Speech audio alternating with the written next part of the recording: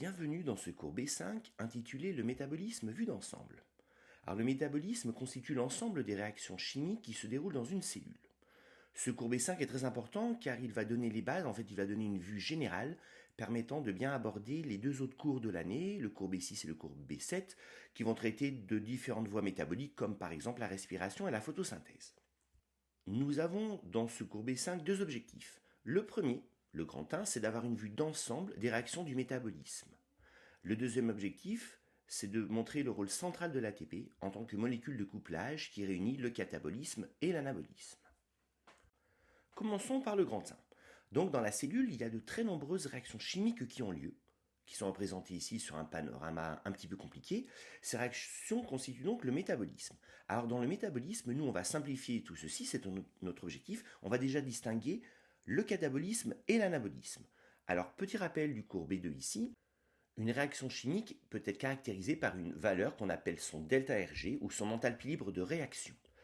Alors par exemple, là j'ai une réaction chimique, donc A plus B donne A' plus B' dans un sens ou dans l'autre, et bien la réaction 1, elle est associée à ce qu'on appelle un delta Rg1, et la réaction 2 à un delta Rg2. Alors nous, ce qu'on avait vu dans le cours B2, ce qui était le plus important, c'est que quand le delta Rg d'une réaction il est négatif, ça veut dire que cette réaction va se produire spontanément. On dit qu'elle est exergonique. On dit qu'elle va libérer de l'énergie qui est donnée par la valeur du delta Rg en question. Quand la réaction a un delta Rg positif, on dit que la réaction ne se produit pas spontanément, on dit qu'elle est endergonique et on dit qu'elle nécessite de l'énergie. Alors le delta Rg, comment on fait pour l'obtenir? Parce que du coup c'est important, ça va nous dire si la réaction se fait toute seule ou pas. Le delta Rg c'est une constante qu'on appelle le delta Rg 0, qui est donné par les tables des physiciens, plus quelque chose qui va dépendre des concentrations, en lien avec les équilibres chimiques. Là je vous renvoie au mini-film traitant du delta Rg et du delta Rg 0. Donc nous, on va prendre des exemples pour montrer comment on va faire ceci. Alors je vais prendre un exemple. Prenons cette réaction, donc glucose plus ISO2 donne 6CO2 plus 6H2O. Le delta Rg0 de cette réaction, c'est moins de 1871 kJ par mol. Ça signifie que dans les conditions où mon RT, ln de ce qu'on a vu tout à l'heure, ce que j'appelais X, il vaut 0, alors ça veut dire concrètement que la transformation d'une mol de glucose plus 6 mol d'O2 donne 6 mol de CO2 plus 6 mol de H2O, ça va être associé à un delta Rg de moins de 1871 kJ par mol. Le par mol, c'est par mol de réaction. Bref, que c'est exergonique, bref, que c'est spontané, et que, entre guillemets, ça libère 2871 kJ. Je vais prendre un autre exemple, la réaction à l'envers. La réaction à l'envers, donc quand je prends 6 mol de CO2, je les associe à 6 mol d'H2O pour donner 1 mol de glucose et 6 mol de O2, dans les conditions où X égale 0, et ben dans ce cas, c'est endergonique. Ça nécessite 2871 kJ. Un autre exemple, une autre réaction, si je prends celle-ci qui est ici, avec un delta Rg 0 de plus 13,5 kJ par mol, ça signifie que dans les conditions particulières que je peux calculer là tout de suite, où X y vaut 0, alors une mol de glucose plus une mol de phosphate donne une mol de ça, c'est associé à un delta Rg de plus 13,5 kJ par mol, donc que c'est endergonique, donc que c'est pas du tout spontané, et que ça va demander finalement 13,5 kJ. Alors, petite remarque, là on fait tout le temps x égale 0 pour qu'on puisse donner des chiffres. Dans la vraie vie, x ne vaut pas 0. Alors comment on fait? Par abus, souvent on considère que le delta Rg, il est à peu près proche du delta Rg 0. Effectivement, quand on fait les calculs, ça marche bien quand le delta Rg 0, il est assez grand en valeur absolue. Quand le delta Rg 0, il est assez petit en valeur absolue, là par contre, ça peut changer. Je vous renvoie au petit film sur les delta Rg et les delta Rg 0. Deuxième petite remarque, les conditions qui nous sont données ici sont les conditions de physiciens. Nous, souvent, on est dans une cellule humaine où la température et le pH sont différentes. Donc souvent, on rajoute un prime, ce que moi là je n'ai pas fait, et la valeur change un petit peu. Maintenant que j'ai fait ce rappel important sur l'enthalpie libre des réactions delta Rg, je peux donc définir le catabolisme et l'anabolisme. Donc dans le métabolisme, il y a des réactions de décomposition de molécules complexes en composés plus simples qui sont associés à un delta Rg négatif. Par exemple, quand on décompose du glycogène en glucose, on prend une molécule complexe, on la transforme en molécule plus simple, le delta Rg il est négatif. Toutes ces réactions-là, ça constitue ce qu'on appelle le catabolisme.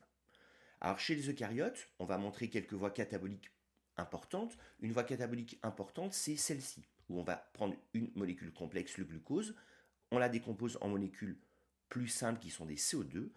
Ça, c'est un delta Rg négatif, ça c'est bien une voie catabolique et elle s'appelle la respiration cellulaire.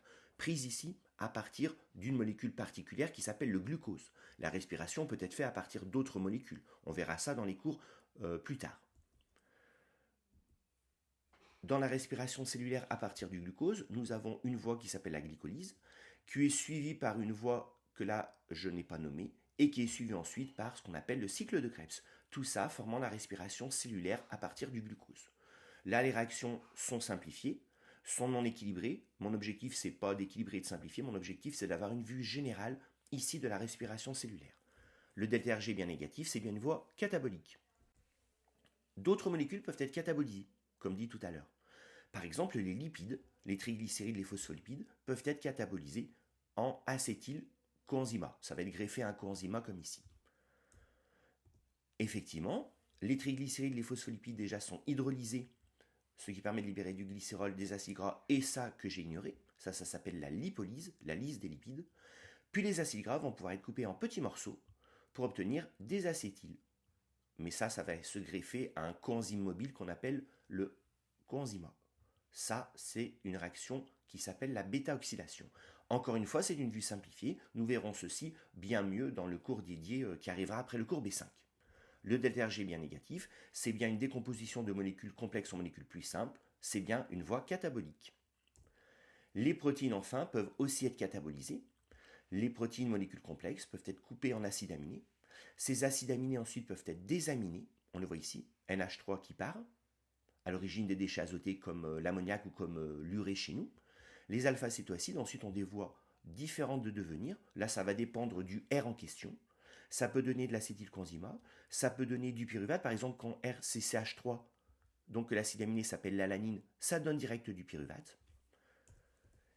Et là, j'ai bien une réaction donc du catabolisme, qui s'appelle donc l'hydrolyse, c'est la protéolyse, la désamination, là je n'ai pas cité, et ça a bien un ΔRG négatif. Dans le métabolisme, il y a aussi ce qu'on appelle l'anabolisme. Alors l'anabolisme, c'est l'ensemble des réactions, au contraire, où on va passer de molécules simples à des molécules complexes, et ce sont des réactions qui sont associées à un ΔRG positif.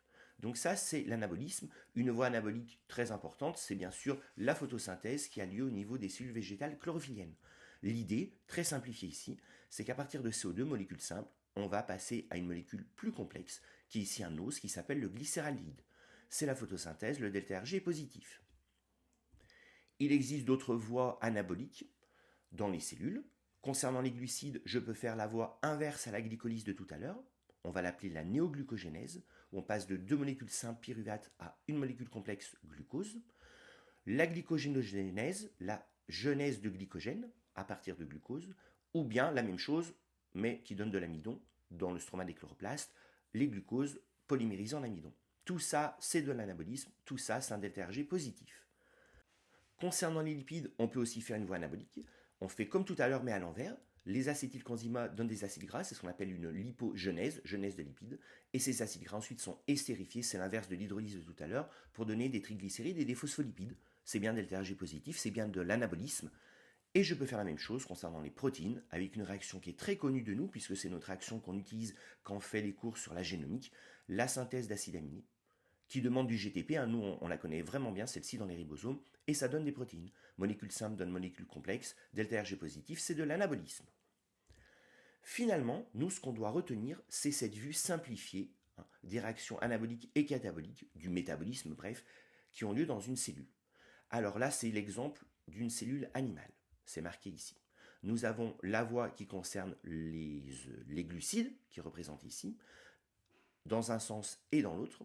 Nous avons la voie qui représente les lipides et la voie qui représente les acides aminés et les protéines. Tout ça, c'est le bilan des réactions que l'on a vues précédemment.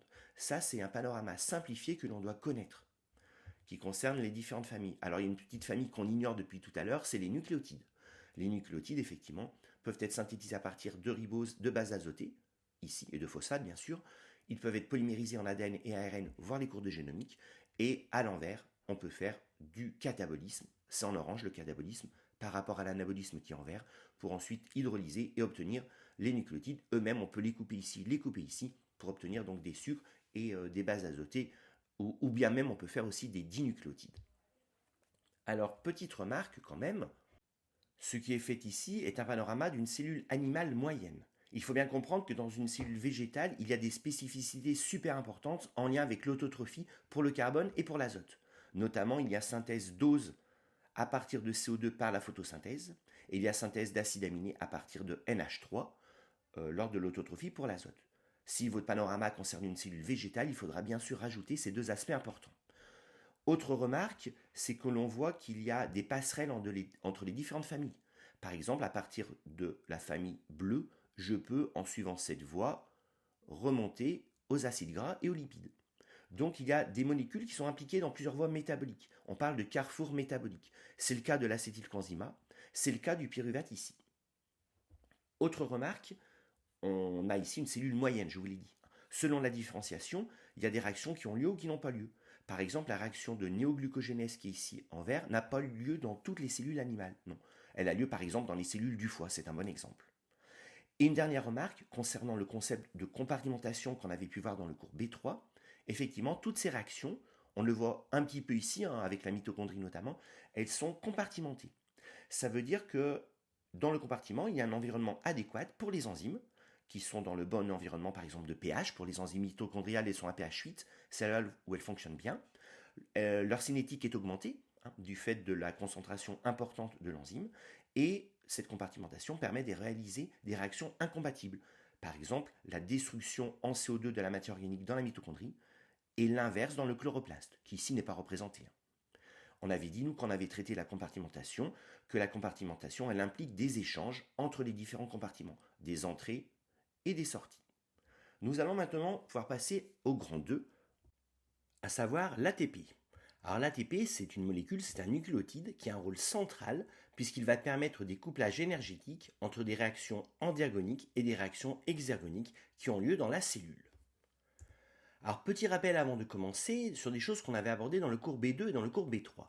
La première chose, c'est la notion de couplage énergétique. Donc ce qu'on appelle un couplage énergétique, c'est un processus qui consiste à utiliser l'énergie libérée par un processus exergonique pour réaliser un processus endergonique. C'est ce qui est représenté ici. Là, la pierre, elle tombe, ça libère de l'énergie, c'est exergonique, et cette énergie peut être utilisée pour lever un seau d'eau, qui est un processus endergonique. Alors, dans la majorité des cas, les couplages énergétiques dans la cellule font intervenir la réaction exergonique ATP donne ADP plus P. En fait, c'est ATP plus H2O donne ADP plus phosphate. Effectivement, on le voit sur cet exemple. Par exemple, là, j'ai une réaction endergonique de l'anabolisme, donc deux molécules qui sont ici, qui sont associées ensemble pour donner celle-ci. Le delta Rg, il est positif, ça demande de l'énergie, c'est endergonique. Ça ne peut pas se faire tout seul, par contre, ça peut être couplé avec une réaction qui est une réaction exergonique ici, ATP donne ADP plus phosphate, ça libère de l'énergie, et ces 30,5 kJ libérés par cette mole de réaction peuvent être utilisés pour faire cette réaction qui en demande 14,2. Ça, c'est un rappel sur ce qu'on avait vu sur la notion de couplage énergétique, c'est une notion fondamentale. Petite remarque ici que je vois au passage, souvent dans les livres, ils mettent delta G au lieu de delta Rg. C'est une erreur, c'est bien le delta Rg qu'il faut faire intervenir. Le delta G n'a rien à voir. Le delta G, c'est une différence de G en fait, alors que le delta Rg, c'est une dérivée partielle de G par rapport à l'avancement de la réaction. Donc c'est bien le delta Rg qu'il faut pouvoir lire. Pourquoi l'hydrolyse de l'ATP est-elle exergonique? C'est une question qu'on s'était posée dans le cours B2 aussi. Alors petit rappel de ce qu'on avait dit à l'époque, au niveau de l'ATP, donc il y a plein de charges moins qui sont spatialement très proches les unes des autres, qui se répulsent, en fait ils se repoussent. Cette molécule elle est assez peu stable en fait. Effectivement, quand elle est hydrolysée, on obtient donc un phosphate et un ADP, et ça c'est plus stable que l'ATP. Alors pourquoi? Parce que déjà les charges moins sont moins ensemble dans l'espace, donc il y a une diminution de la répulsion des charges moins, et en plus, on fait confiance aux chimistes, au niveau du phosphate inorganique ici, les électrons se déplacent très très bien mieux que quand le phosphate était ici lié avec tous les autres phosphates. C'est ce qu'on appelle une stabilisation par résonance, qui fait que l'ADP plus le phosphate sont plus stables que l'ATP initial, d'où le delta Rg négatif en fait. Dernier rappel sur le cours B2, on avait représenté l'ATP nous sous forme d'un camion qui transporte de l'énergie. Cette analogie, elle est tout à fait bien, on voit l'ATP avec son énergie, et cette énergie, elle est peut-être apportée à cet endroit-là pour faire des réactions qui sont endergoniques. Par exemple, des réactions de l'anabolisme. Donc, une fois que cette énergie est apportée, il y a un couplage qui peut se faire ici, un couplage énergétique justement, pour faire ces réactions à delta Rg positif. Et maintenant, l'ATP n'existe plus, maintenant c'est de l'ADP en fait. Et donc, on voit bien qu'ici qu'il va y avoir un problème, c'est que très très vite, il n'y aura plus d'ATP. Donc en fait, l'ATP va être régénéré par des voies qui sont représentées ici, qu'on n'a pas encore abordées. Là, il y aura un couplage, mais dans l'autre sens, on peut dire, hein, à savoir que des réactions qui sont exergoniques vont permettre de régénérer et de faire la réaction endergonique. ADP plus phosphate donne ATP. Ça, c'est tout l'objectif des cours qui vont arriver, par exemple, sur la respiration cellulaire. Petite remarque pour finir cette introduction du grand 2, on parle de l'ATP tout le temps, mais il faut savoir que certaines enzymes manipulent d'autres nucléotides plutôt, notamment par exemple de l'UTP. On voit ici, l'enzyme qui fabrique le glycogène utilise pour faire son couplage énergétique, parce que cette réaction demande de l'énergie, de greffer un glucose sur du glycogène pour faire un glycogène qui a un glucose en plus. C'est une liaison covalente, c'est de l'anabolisme, ça demande de l'énergie, le delta G il est positif, et ben c'est l'UTP qui va apporter l'énergie, et non l'ATP. Et on avait vu bien sûr le cas du GTP. Le GTP qu'on avait fait, nous, la synthèse des protéines au niveau des ribosomes. Et ben par exemple, à ce moment-là, mais il y avait un moment quand on faisait le cycle dans le cours G3, je crois, où il y a du GTP qui intervient. Donc là, il y a un couplage avec l'ATP. Ça change rien parce que dans les deux cas, on coupe une liaison phosphate sur les trois phosphates du nucléotide. Et le GTP, lui, il peut donner de l'ATP par une interconversion avec des enzymes, et de même l'UTP peut être issu de l'ATP par interconversion par des enzymes. Donc ça ne change absolument rien au principe. Maintenant qu'on a fait cette introduction, on peut s'intéresser donc à ce qui nous importe beaucoup dans ce cours, c'est le grand A et le grand B. Le grand A, on va montrer que l'hydrolyse exergonique de l'ATP permet de faire plein de réactions endergoniques. C'est ce qu'on vient de dire à l'instant. Mais là, on va préciser un petit peu qu'est-ce que c'est que ces réactions endergoniques. Alors le premier type de réaction endergonique, ce sont des réactions chimiques de l'anabolisme. C'est exactement ce qui est représenté sur ce schéma-là, où là, on avait ciblé l'anabolisme. Alors c'est quoi l'idée ? L'idée, c'est que l'hydrolyse exergonique de l'ATP va pouvoir libérer de l'énergie qui va être utilisée pour faire des réactions chimiques endergoniques de l'anabolisme. C'est ce qu'on va appeler un couplage chimio-chimique. On va expliquer ça tout de suite pourquoi. Alors là, j'ai pris un exemple de réaction de l'anabolisme. Pyruvate donne glucose, c'est la réaction qu'on avait vue précédemment. Là, elle est un petit peu plus détaillée parce que il fallait vraiment que je mette les deux, les 1 et que je mette la réaction équilibrée pour avoir le vrai delta Rg. Il est bien positif, ça demande de l'énergie. Cette réaction peut se faire que grâce à l'ATP. L'ATP va permettre effectivement, en étant hydrolysé, de libérer 183 kJ qui vont être utilisés par les enzymes pour faire cette réaction qui en demande 146. On va faire une réaction couplée, ça s'appelle. La réaction couplée, elle est ici. Le delta Rg de la réaction couplée est bien négatif, puisqu'il y a une petite perte sur les 146. Sur les 183 libérés, je vais en utiliser 146 pour faire ça, et une petite perte d'environ 40 à peu près kilojoules sous forme de chaleur. Alors si on veut généraliser, finalement, qu'est-ce qu'on vient de voir ? On vient de voir que l'hydrolyse de l'ATP, elle permet un couplage énergétique, elle permet cette hydrolyse-là de faire une réaction chimique endergonique. Cette réaction-là, qui est exergonique, c'est une réaction chimique, elle permet de faire cette réaction-là qui est une réaction chimique. On parle de couplage chimio-chimique. L'énergie libérée par une réaction chimique, exergonique, permet de faire une réaction chimique endergonique. Couplage chimio-chimique. Deuxième chose, l'hydrolyse exergonique de l'ATP va pouvoir permettre de faire des couplages énergétiques avec d'autres phénomènes endergoniques que des réactions chimiques de l'anabolisme. Alors, il y a plusieurs cas. Le premier sous-cas, c'est que l'hydrolyse exergonique de l'ATP, elle va pouvoir permettre de faire des transports actifs. Ça, c'est exactement ce qu'on avait vu dans le cours B4. Alors, petit rappel, parce que c'est un petit peu lointain, on a besoin de savoir quoi ? De savoir ce que c'est que le delta mu et le delta Rg associé lorsqu'une substance passe à travers une membrane. Donc là, je ne refais pas le cours B4, je fais juste une application concrète qui nous permet de remobiliser tout ceci. Donc quand on a par exemple des H+, ici, des H+, ici, avec une DDP de moins 100 mV, c'est un exemple aléatoire, et une membrane plasmique, on peut se demander, tiens, si des H+, par exemple, passent du compartiment 1 vers le compartiment 2, quel est le delta Rg associé ? Est-ce que ça se fait tout seul, ou est-ce qu'au contraire, c'est endergonique ? On dira actif, quoi. Ça, on peut le calculer, en fait. Alors, c'est la question qui est représentée ici. Comment on fait ? On avait vu qu'on a une méthode pour ça. La première chose, c'est déjà de placer les gradients de potentiel électrochimique. En fait, c'est les différences de potentiel électrochimique. On avait fait ça sous forme de triangle. Donc là, par exemple, chimiquement, les H+, il y en a beaucoup ici, il n'y en a pas beaucoup ici. Les H+, chimiquement, ils tendent à aller dans ce sens. Là, je l'ai placé ici. Électriquement, les H+, ils tendent à aller dans l'autre sens, du 1 vers le 2, puisque les H+, sont chargés plus et que là, c'est chargé moins. Donc ça, je le fais. Je n'ai pas besoin de formule pour faire ceci. Ensuite, j'ai besoin des formules pour pouvoir calculer effectivement la valeur du delta Rg qui est associé. Alors je vais calculer donc le delta mu. Le delta mu, c'est la formule que l'on connaît. Donc le delta mu chimique, delta mu C, c'est RT-ln déconcentration sur concentration. Je raisonne pour l'instant en valeur absolue. Je n'ai pas besoin de m'intéresser au signe.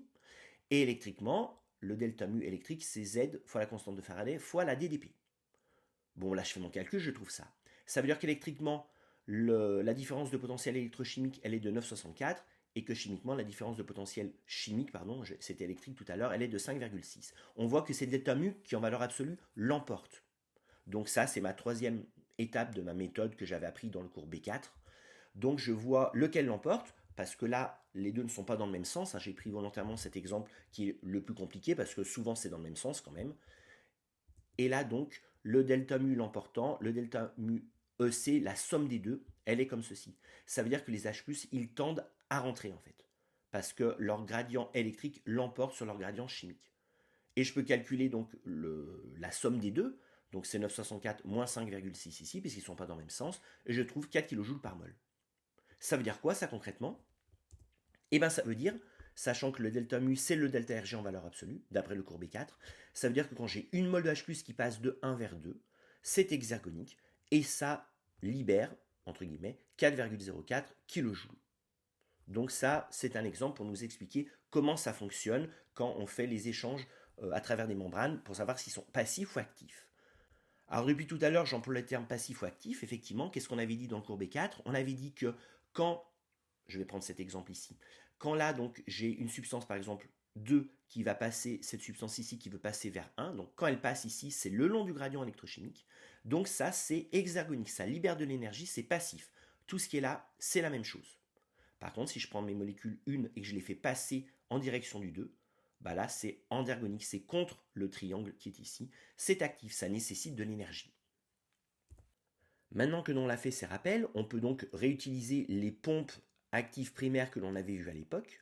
Par exemple, chez les animaux, au niveau de la membrane plasmique, il y a une pompe Na+K+. Cette pompe Na+K+, alors on voit qu'elle expulse des Na+, alors que les Na+, ils, entre guillemets, veulent rentrer. Et les K+, la pompe, elle les fait rentrer dans la cellule, alors que le gradient, il est dans l'autre sens. Les K+, tendent à sortir. Ça veut dire que les deux, là, sont totalement actifs. Et bien ça, c'est uniquement possible grâce à l'hydrolyse de l'ATP. Il y a bien un couplage ici avec l'hydrolyse de l'ATP. Ce couplage, on l'appelle chimio-osmotique. Ça veut dire quoi? Ça veut dire qu'une réaction chimique, ATP d'un ADP, exergonique, permet quoi? Permet de faire ça, permet de faire passer une substance d'une façon endergonique. Même là, deux substances à la fois. Ça, c'est osmotique, ça veut dire ça en fait. Chez les végétaux, c'est la pompe H+, qui fait le travail. La pompe H+, c'est l'équivalent de la pompe Na+K+. La pompe H+, vous avez vu, elle fait passer des H+, contre le gradient électrochimique de H+. C'est bien endergonique. Là aussi, c'est l'ATP qui, en étant hydrolysé, permet de faire finalement cette réaction par couplage chimio-osmotique. Alors pourquoi elles font ça ces cellules? Petit rappel de B4 aussi, ça permet aux cellules de générer justement ce gradient de potentiel électrochimique de Na+, qui sera plus tard utilisé, notamment pour les transports actifs secondaires, qui n'est pas trop le sujet ici puisque nous on fait que l'ATP. Et puis pareil, au niveau des végétaux, au niveau des bactéries, au niveau des certains organites, et bien effectivement la pompe H+, elle permet de générer un gradient qui ensuite pourra être utilisé pour faire des transports actifs secondaires. Ce qu'on vient donc de voir ici, c'est que l'hydrolyse de l'ATP, elle permet aussi, en plus de faire les réactions de l'anabolisme, elle permet aussi de faire des passages transmembranaires endergoniques de substances par couplage chimio-osmotique. C'est ce qui est représenté ici sur ce schéma bilan. Petite remarque, puisqu'on parlait des transports actifs secondaires, c'est pas trop le sujet ici, mais petite remarque, il faut savoir qu'il y a aussi des transports actifs qui ne sont pas couplés à l'hydrolyse exergonique de l'ATP, mais au passage d'une autre substance le long du gradient. Dans ce cas, on parlera de couplage osmo-osmotique. Alors voyons les exemples qu'on avait vus à l'époque, y compris dans le cours O2 sur les fabacées. Donc on avait vu nous quoi? On avait vu par exemple au niveau des pôles absorbants des végétaux qu'il y avait ici une protéine qui fait passer les neutres- dans la cellule contre le gradient. On voit bien là, c'est contre le gradient. Donc les neutres- ils vont rentrer, mais c'est endergonique. Alors comment ils font pour rentrer les neutres?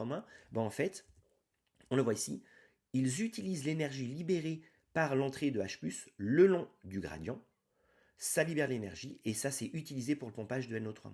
c'est bien un couplage osmo-osmotique. L'énergie libérée par le passage d'une substance à travers une membrane d'une façon hexagonique permet de faire passer une substance à travers une membrane d'une façon endergonique. Ça, c'est possible parce qu'il y a lui. Et pourquoi lui il est là? Parce que, justement, on l'a dit juste avant, il y a le transport actif primaire de la pompe H+.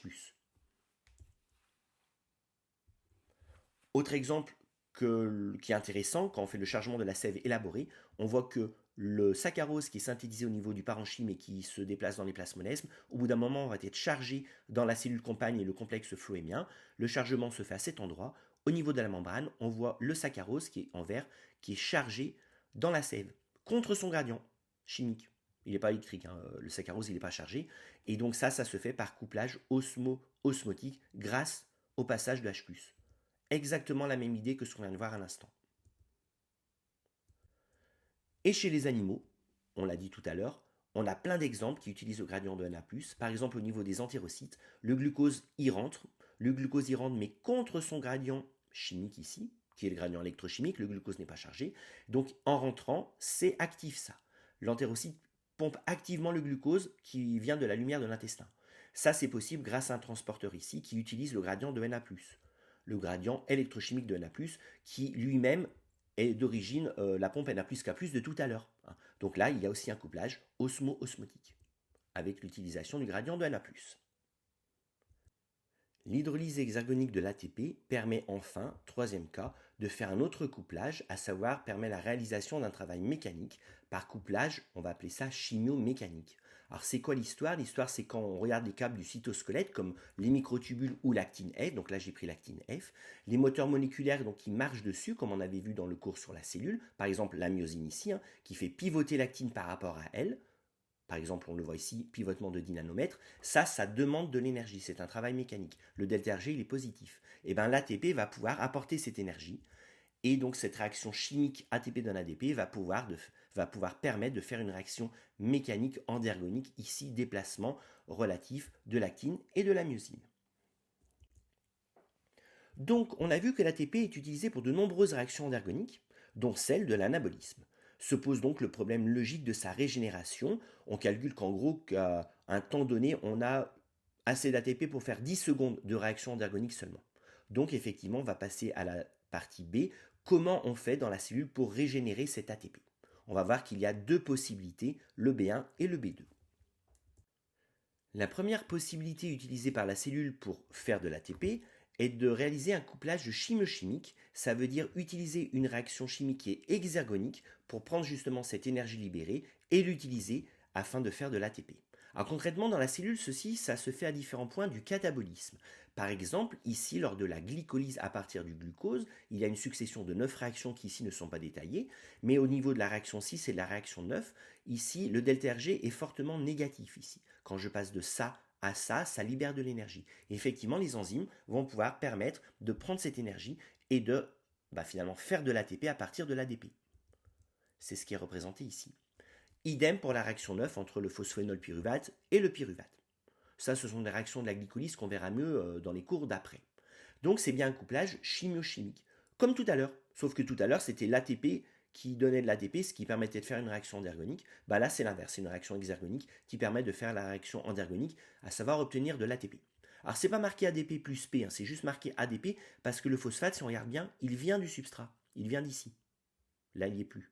Et là, pareil, le phosphate, il vient d'ici. Donc, c'est le phosphate de lui qui se retrouve sur l'ADP pour donner de l'ATP. C'est d'ailleurs pour ça que tout à l'heure, on parlera de transphosphorylation. Donc, transfert d'un phosphate du substrat jusqu'à l'ADP.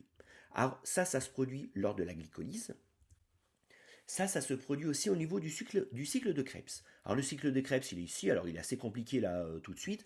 Alors, c'est quoi? Vu de très loin, le cycle de Krebs, c'est entrée de 2 carbones, représenté ici, sur une molécule qui en a 4. Lui, il en a 4. 1, 2, 3, 4. Ça me donne une molécule qui a 6 carbones. Une molécule qui a 6 carbones. Une molécule qui a 5 carbones. Ça signifie que là, j'ai un carbone qui part. C'est le CO2.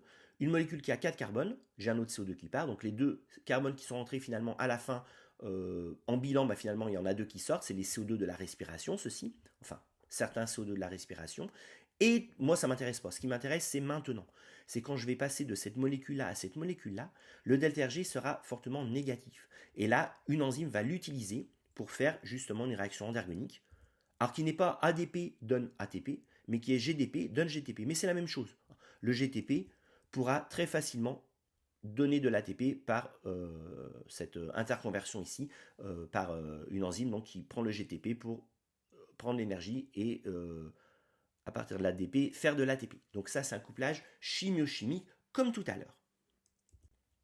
Alors si on veut faire notre bilan, on a donc dit qu'il y a des réactions chimiques hexagoniques et que ces réactions chimiques hexagoniques peuvent être utilisées pour faire de l'ATP, qui est une réaction endergonique. C'est donc un couplage énergétique comme tout à l'heure, qu'on va appeler une transphosphorylation, parce que c'est le substrat lui-même qui donne le phosphate à l'ADP pour faire de l'ATP. Donc ça, c'est la première possibilité qu'ont les cellules pour faire de l'ATP, c'est la transphosphorylation. Mais en bilan, on verra qu'on fera notamment la respiration, que c'est très peu. C'est très peu, c'est pas l'essentiel. L'essentiel, c'est notre deuxième point. L'essentiel, c'est ce qu'on va appeler la phosphorylation oxydative et la photophosphorylation. Et ça va être un mécanisme qui va permettre de faire de l'ATP par couplage osmochimique. Alors comment ça fonctionne? C'est quelque chose qu'on avait abordé aussi dans le cours B4. Alors c'est quoi l'idée? L'idée c'est de coupler la synthèse de l'ATP avec le passage exergonique de H+, à travers une membrane. Concrètement, au niveau de la membrane d'éthylaquide pour la photosynthèse, au niveau de la membrane des mitochondries pour la respiration, des H+ peuvent passer à travers des molécules qu'on appelle des ATP synthase ou ATP synthétase, le long du gradient électrochimique de H+, donc ça libère de l'énergie, et en passant, justement, ces molécules sont capables de récupérer cette énergie et de l'utiliser pour faire la réaction endergonique chimique ADP donne ATP. Nous avons bien ici un couplage osmochimique. Le passage transmembranaire d'une substance, ici le H+, permet de faire une réaction chimique endergonique. A noter que ceci nécessite bien sûr la présence d'un gradient de H+, qui est ici. Et donc en amont, effectivement, au niveau de ce qu'on appelle une chaîne photosynthétique ou une chaîne respiratoire, selon si on est dans la photosynthèse ou dans la respiration, là il y a une succession de transferts d'électrons, de A qui donne son électron à machin, qui le donne à machin, qui le donne à machin, qui le donne à la fin à B, qui récupère les électrons. Tout ça, ça se fait d'une façon, je simplifie pour l'instant, hexergonique. Et donc ça va permettre de libérer de l'énergie utilisée pour le pompage actif de H+. Ici, c'est la même chose. Donc en amont, j'ai un couplage chimio-osmotique. Des réactions chimiques d'oxydoréduction hexagonique permettent de faire passer d'une façon endergonique des H+ à travers la membrane. Et donc de générer ce gradient qui ensuite est utilisé au niveau des ATP synthétases pour faire l'ATP. C'est ce qui nous intéresse. Alors ça, on l'avait déjà abordé. Là, je vais un petit peu zoomer sur l'ATP synthétase.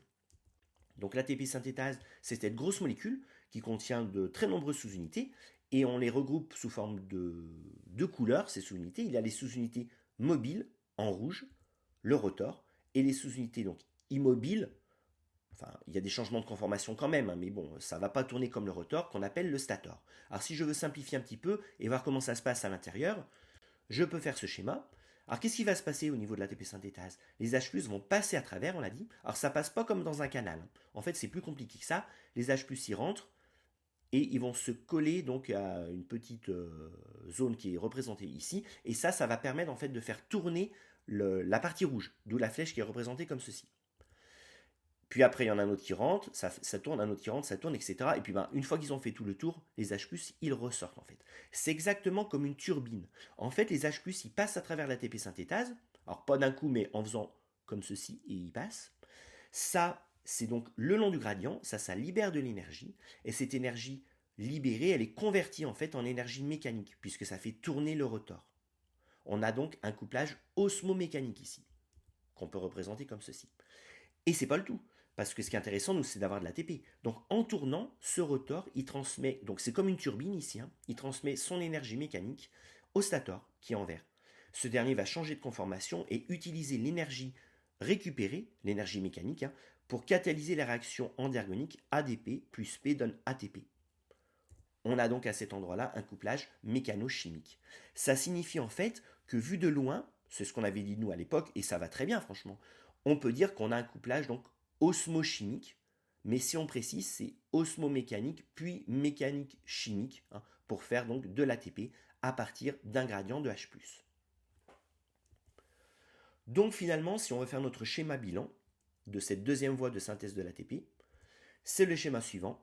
des H+ qui passent à travers une ATP synthétase, le long du gradient électrochimique, ça libère de l'énergie, delta Rg négatif, ça permet de faire la réaction endergonique de la synthèse de l'ATP, avec le couplage osmochimique vu de loin ici. On peut, si on veut, calculer le rendement de cette ATP synthétase. Alors, pour calculer le rendement, il faut savoir combien de H+ passe pour faire un ATP.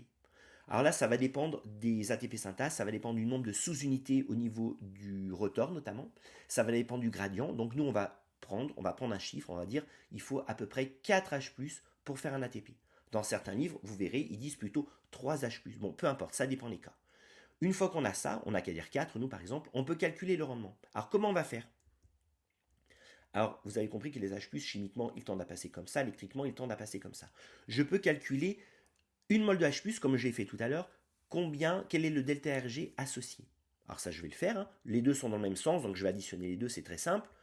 Je vais trouver donc RTLN de concentration sur concentration, plus ZF DDP, donc DDP c'est 160 mV, c'est 0,16 volts. Je fais mon calcul, je trouve que c'est 21 kJ. Quand j'ai une mol de H+, qui passe, ça libère 21 kJ. Quand j'ai 4 mol de H+, qui passe, ça libère 21 x 4, 85 kJ. Donc 85 kJ sont libérés, et ça me permet de faire une réaction qui en demande 50. ADP plus P donne ATP, le delta Rg associé, c'est à peu près 50 kJ. Donc le rendement, j'utilise 50 sur 85 libérés, le rendement c'est à peu près 59%. Donc on peut faire plein de calculs comme ça, une fois qu'on a nos delta Rg associés. Que l'on soit au niveau d'une membrane de thylakoïde, par exemple dans les cellules qui font la photosynthèse, que l'on soit au niveau d'une membrane interne de la mitochondrie pour la respiration, ou que l'on soit au niveau d'une membrane plasmique pour les bactéries chimiolithoautotrophes que l'on verra plus tard comme nitrobactères, dans tous les cas, le mécanisme de la synthèse de l'ATP, c'est le même. À savoir, donc il y a synthèse d'ATP au niveau d'une ATP synthétase, en utilisant un gradient électrochimique de H+, et ce gradient, il est généré en amont par un couplage donc chimio-osmotique avec des réactions d'oxydoréduction qui sont exergoniques, qui ont lieu au niveau d'une chaîne de transporteurs d'électrons. Donc ça, c'est un point commun. Et là, on va distinguer deux sous-cas. Alors le premier cas, c'est ce qu'on va appeler la phosphorylation oxydative. Ça, c'est quand l'origine des réactions d'oxydoréduction, c'est l'oxydation d'un composé chimique. Par exemple, dans le cas de la mitochondrie, le A ici, qui va donner ces électrons, c'est un composé qui s'appelle NADHH+, peu importe, mais qui provient de l'oxydation d'un composé chimique. Par exemple, le glucose. Ça s'appelle une phosphorylation oxydative. Ici, au niveau d'une bactérie qui s'appelle nitrobactère, c'est pareil. Là, celui qui peut donner les électrons, c'est par exemple NO2-, qui va se transformer en NO3-. Et bien, ça provient bien de l'oxydation d'un composé chimique. C'est une phosphorylation oxydative. C'est le premier sous-cas. Le deuxième sous-cas, c'est quand l'origine de ces réactions d'oxydoréduction, c'est pas l'oxydation d'un composé chimique, mais c'est l'énergie lumineuse. C'est le cas ici.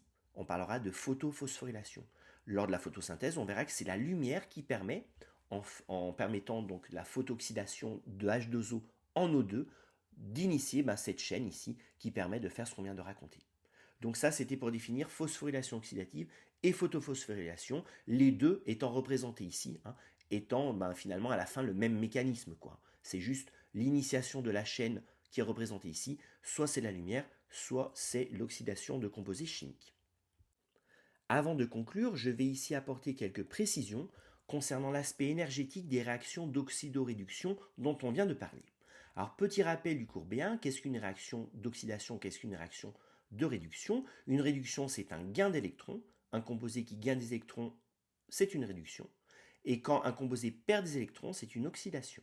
Par exemple, le composé qui est ici perd des électrons, il donne lui plus des électrons. Un nombre n, ça va dépendre de la réaction. Alors nous, on avait vu l'exemple du couple H2O-O2. Donc H2O, c'est le réducteur. Il peut être oxydé en O2. On le voit ici. Il faut bien connaître par cœur la stoichiométrie de cette réaction. On avait vu le cas des alcools qui peuvent être oxydés en aldéhyde cétone, qui peuvent être oxydés en acide carboxylique. Ça, c'est une oxydation. Dans l'autre sens, c'est une réduction. On en aura besoin pour bien comprendre ce qui se passe lors des réactions de la respiration, comme lors du cycle de Krebs, par exemple. Et on avait vu aussi que le N peut être oxydé, donc NH3 en N2, et que le NH3 peut aussi être oxydé en NO2- et en NO3-. Alors comment on fait pour retenir tout ça? Parce qu'on pourrait penser que c'est peut-être du par cœur, si on ne veut pas connaître les réactions précises. En fait, on avait dit que nous, pour retenir, c'est que plus un C ou un N est lié à un oxygène, plus il est oxydé. Là, on le voit, le C, il est lié à OHH. Là, il est lié à HOO. Et là, il est lié à 3O et un H. Donc là, il est de plus en plus oxydé. Et là, le N, c'est exactement la même chose. Là, il est lié à 3H. Là, il est lié à un seul N. Là, il est lié à 2O. Et là, il est lié à 3O. Donc ça, c'est la façon que l'on a, nous, en biologie, pour retenir très facilement les choses. Alors, chaque couple oxydant-réducteur, il peut être caractérisé par ce qu'on appelle son potentiel de réduction, qu'on appelle E, ou E0 dans les conditions standards. Ça, c'est une valeur qui va mesurer sa tendance, pour l'oxydant du couple, à gagner des électrons. L'idée, c'est que plus E il est grand, plus l'oxydant du couple, il a tendance à capter les électrons, plus il aime les électrons. Là, on le voit, par exemple, le couple qui est ici, en biologie, O2, c'est le plus fort oxydant. C'est-à-dire que O2, son E, il est très fort, et ben, dès qu'il y a des électrons, O2, il tend à les prendre pour donner H2O. Et plus on va dans les couples qui ont un faible E, par exemple NADH+, il a un faible E, et ben lui, il va plutôt tendance à donner ses électrons en fait. Donc si moi je mets du NADH+ en présence de O2, ben lui il tend à donner ses électrons, lui il tend à les récupérer, on sent que spontanément ça va se faire. NADH+, il va donner ses électrons à O2 quoi. Par contre si je mets H2O qui tend vraiment à garder ses électrons en présence de NAD+, qui ne tend pas du tout à prendre des électrons, ben là il va rien se passer spontanément. Donc nous on va raisonner comme ceci en fait. On va regarder les E des différents couples et voir si spontanément ou pas ils tendent à s'échanger des électrons.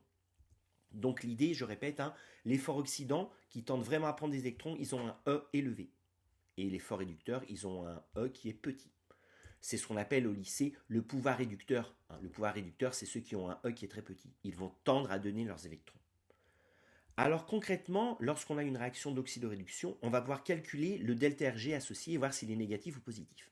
Alors concrètement, on utilise la méthode suivante. La première chose, c'est qu'on place les composés qui interviennent. Donc là, j'en ai placé plusieurs, mais il n'y a qu'un seul, il y a que deux couples. Par exemple, il y a le couple NADH+, NAD+, H2O2.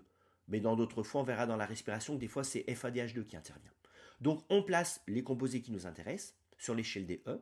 Nous, en biologie, malheureusement, c'est pas comme en chimie. On met les E forts vers le bas et on met les réducteurs à gauche. Alors qu'en chimie, ils mettent les oxydants à droite. Tout ça pour faire une règle de gamma dans les deux cas qui est la même. Mais nous, on n'a même pas besoin de faire ça. Nous, ce qui nous intéresse, c'est juste de dire que quand des composés ils sont là-haut et qu'ils ont des électrons, ils vont tendance à les donner aux composés en bas. Donc si j'ai du NADH+, spontanément, il va tendre à donner ces électrons à O2, qui va les récupérer et qui va donner H2O. Donc quand les électrons ils passent du haut vers le bas, c'est spontané. C'est assez classique de faire, quand on fait l'énergétique en chimie, de mettre ce qui est stable vers le bas. Quoi. Donc, si je prends une pierre et je la lâche, elle tombe vers le bas. Les électrons, là, c'est pareil. Donc quand le flux d'électrons il va se faire vers le bas, ce sera spontané. Il y aura libération d'énergie, le delta G sera négatif. Si par contre, je prends par exemple H2O et que je prends ces électrons et que je les donne à NAD+, bah là par contre c'est dans le sens de la montée. Là c'est pas du tout spontané, c'est un flux non spontané. Ça demandera de l'énergie.